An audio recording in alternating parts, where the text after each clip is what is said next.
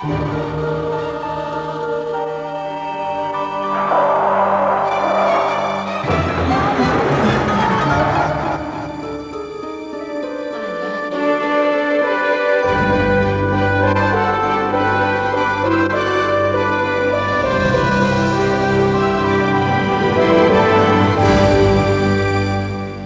on Moving Pictures, new British cinema, filming in Notting Hill for the cost of a parking ticket in Beverly Hills. We reported last year from New York about the low-budget filmmakers to whom Demi is now something of a godfather. Since that report, we found that some of that get-up-and-go aesthetic has got up and come over here. So Moving Pictures went in search of Britain's shoestring cinema. We discovered a generation of filmmakers who've stopped waiting for that call from Channel 4 or that check from British Screen. They simply hit the streets to make movies, whatever the obstacles.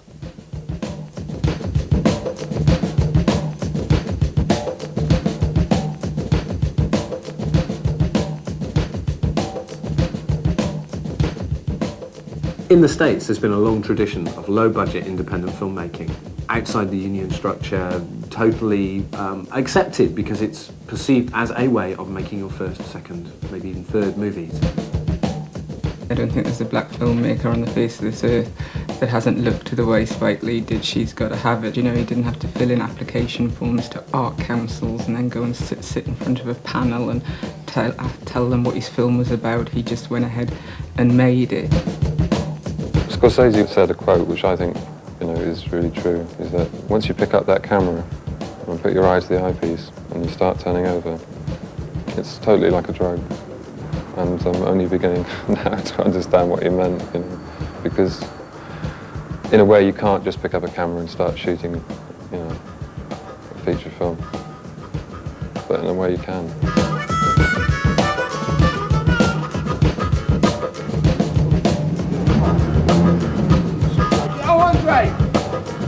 My name's William Beaton and I'm the director of Louise Trip, and we're on location in Notting Hill where I live, and I'm shooting one of the scenes in a film I'm making over the next sort of few weeks.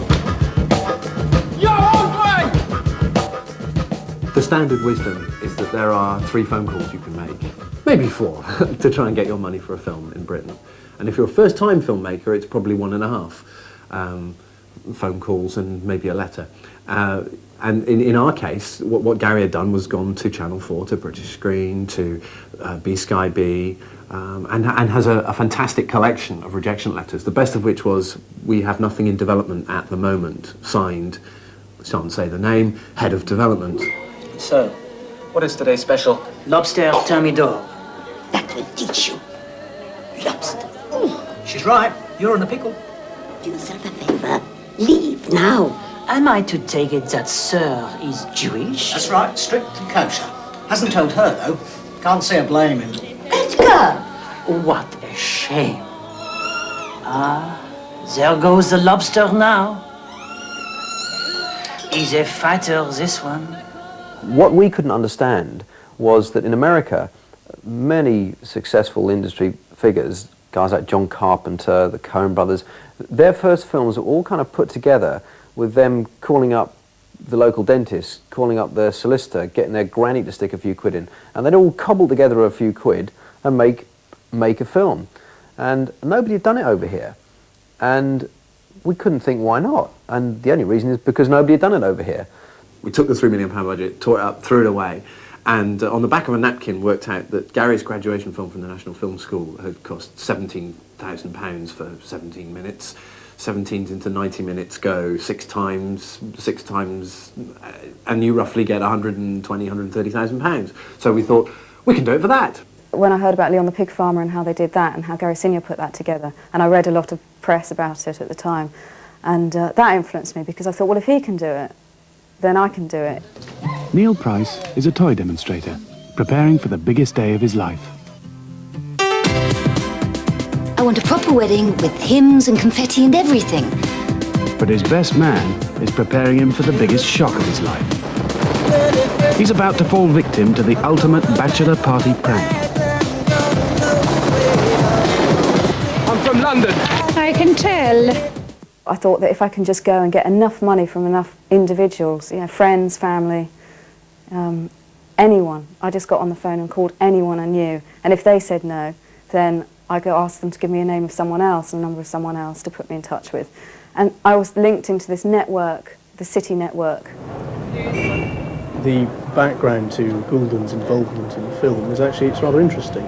We started with a film called Henry V, Kenneth Branagh, produced by Stephen Evans, an excellent entrepreneurial chap, and we structured it in a very novel way. And we've been fortunate in doing that on a film called Leon the Pig Farmer, directed by Vadim, and we've subsequently been fortunate to do that on a film called Staggered. We here are a city firm of solicitors, and we're not running a charity by any stretch of the imagination. As you can see from looking around, there's some 200 or 300 employees here, and they all have to be paid, and paid well, as far as we're concerned, as indeed do I. So in looking at the sort of projects that subsequently came along, often as it happens, on a deferral basis, i.e. would we defer our fees, the only way we could contemplate so doing would be if we thought we were going to get paid. The car needs to be about here. Well, I mean, today we didn't have any petty cash, so I had to go sort of down the Abbey and get some money out. So we got like 50 quid for today, you know, and that just gives people a cup of tea. It's quite, you know, a cold day, so you've got to keep the crew moving all the time and happy. Man. Keep going, last 10. Next up next, last 5. When we started, I was on the dole, and it used to be every 2 weeks then we used to shoot. And for the rest of the time, we practically, you know, I'm being serious. It sounds like maybe a joke, but you end up eating very little, because basically I got so obsessed with the project. I mean, it was my life and it still is my life. Oh no, Jess.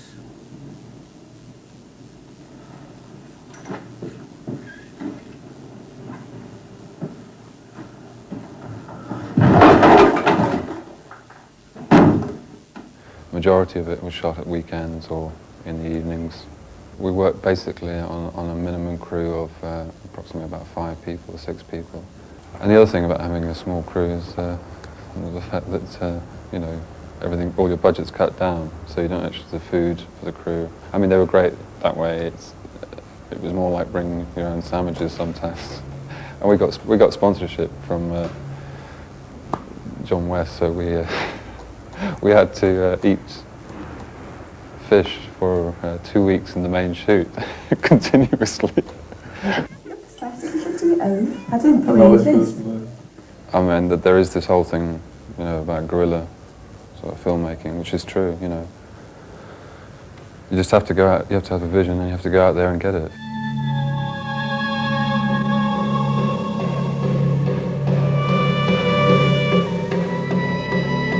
The history of Terradome has been a history of how not to shoot a film in many ways. Basically, we shot in blocks, you know, we've been shooting for 3 years, and, you know, we would shoot in 1, 2, 3, 4 week blocks amongst that time as the money appeared. I need to break loose, feel like my neck's in a noose. You deplore my rapport, I'm above the law. I see the blood, the guts, the scars, the cuts, the bites, the butts. Shh, I think I'm going nuts. Oh Lord, I say a prayer. Yeah, oh can you hear? Help me. One definite positive thing that comes from making a film like this is your crew and your cast have to be 10 times more dedicated to the project than if you just ring up an agency and you hire people. You know they're with you, you know that they're really kind of everybody. I mean, not least because half the cast are investors in the film. Major, with a little bit of gold and a pager, such a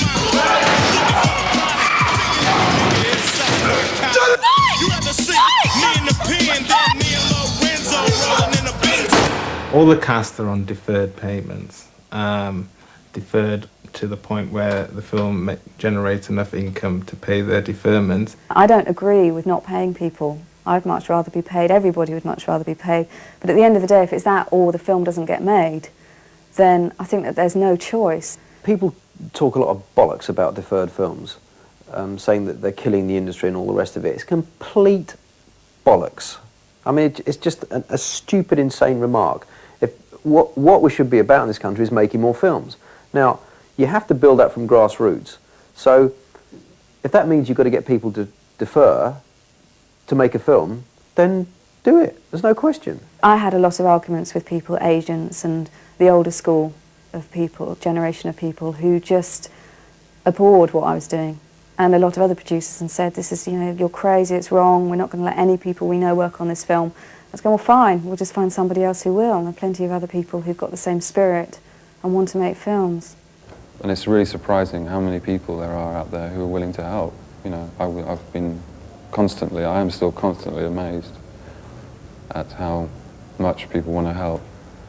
More so the supply companies, the rental companies, the labs. For me, personally, those are the people who are really keeping the film industry alive. Actually, what we did was we just went to suppliers here and said, look, can you help us? The British film industry is completely knackered. What can we do? Let's, you know, if you've got camera lying on your shelf gathering dust because there isn't a film being made to accommodate that camera, well, lend it to us and we'll give you this and then we'll give you some more down the road. So, I mean, Leo couldn't have worked without the support of the suppliers. They're all fantastic. This is one of the cameras we're using, which is a sort of landmarking cameras. It's a 2C. Many sort of low-budget films tend to use these kind of cameras because they're cheap to hire. Normally on most big features you'll get a nice big Panavision or an Arri, and they've got like these sort of loads of lenses and this quiet camera. But with this one, it means later on in the production we'll have to post-sync a lot of the sound we've recorded today because the camera noise is going to be too loud. You can't disguise the fact that Terradome was made on whatever it was made on. It is not Demolition Man or whatever, you know, and the audience has expectations when it hands over however much it hands over to go into a cinema. It is a low-budget film. The golden rule I've subsequently discovered is you never tell anybody your budget, and if you do, you double it. And that's because, unfortunately, at the distribution and marketing and selling end,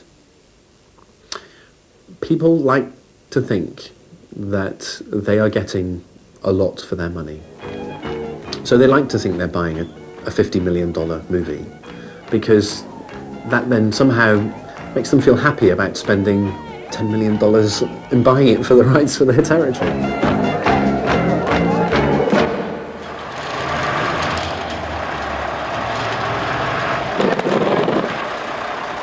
It doesn't help, and your whole house is basically, the lounge is basically a camera store.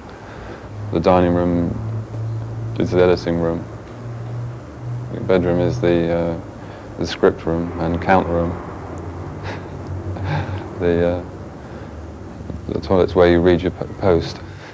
It's a great way to make a first film, but I think I've used up every favour for the rest of my life. No, come on, we've nearly been bankrupt umpteen times, phones get disconnected, Simon's been threatened to be beaten up umpteen times. I'm fed up with people sitting around and moaning about the state of the industry. There's no point moaning and sending delegations off to Parliament. And you've got to get out there, you've just got to make your film. What Leon has spawned is perhaps a more entrepreneurial culture here as far as first-time filmmaking is concerned. Whereas before it had been, well, if you get turned down by Channel 4, British Screen, BFI, then that's it, it's over. Back to the Groucho Club and have a nice cappuccino and think about another rewrite. What it did was have people kind of scratch their heads and think, well, shit, maybe there is another way.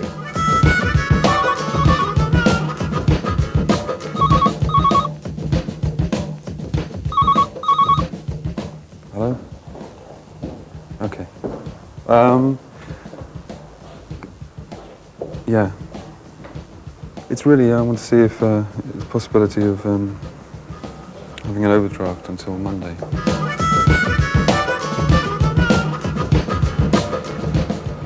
Doc Summer, Staggered, and Welcome to the Terradome arrive later this year.